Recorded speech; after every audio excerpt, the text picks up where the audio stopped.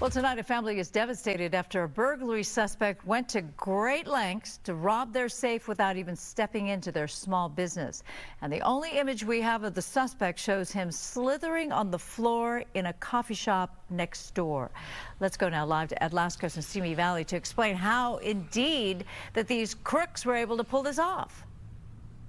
Yeah, it's really, Susan, like the latest MO we've been seeing from these daring jewelry thieves. They're not smashing through the windows of the security gates like the smash and grabbers we see. Instead, they're cutting their way through the walls. In this case, this is the store right next to the jewelry store, Candy Coffee Shop. They come down through the roof, through the wall, 6-8 inches of concrete. They cut through that, and bang, they're inside the jewelry store. Let's get to the video, this security video, and there is what you're talking about, Susan. There is this well, he looks like a cat burglar here, crawling on his hands and knees right through on the ground, and then he gets up and he spray paints a security camera. But the cat burglar more like a chiseler, because he chisels his way, he and another thief, right through that concrete wall into the jewelry store, but not into the jewelry store itself, but into the safe. They went into the side of the safe, cut their way in that way. So all of this happened overnight. They used a long extended holiday weekend to give them cover. So it started very early Sunday night into Monday. Took them several hours.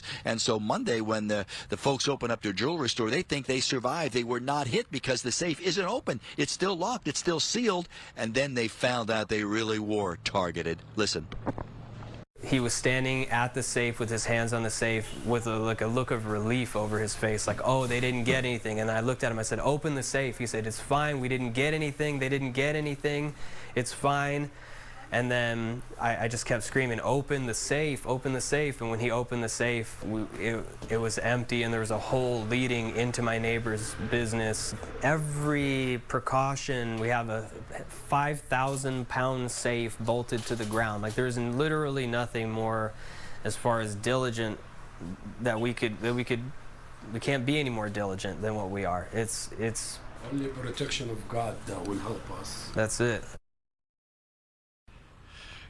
Now, a lot of that's his dad there saying, you hear what he said, only the protection of God can help them at this point. And that's why a lot of these jewelry stores are feeling that they're scratching their heads saying, what more can they do? All the usual security measures. But now the thieves have found another way to come down through the roof, tunnel their way in, or cut their way in through the existing wall. The search is on here now. They're looking for at least 2 of these jewelry thieves. And this jewelry heist, Susan, now into the millions of dollars.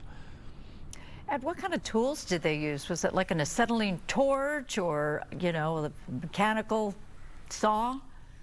Well, your guess is as good as mine. I don't know. I have no idea, other than the owner was saying they were probably in there several hours because they weren't expecting anybody, you know, the holiday coming on Monday.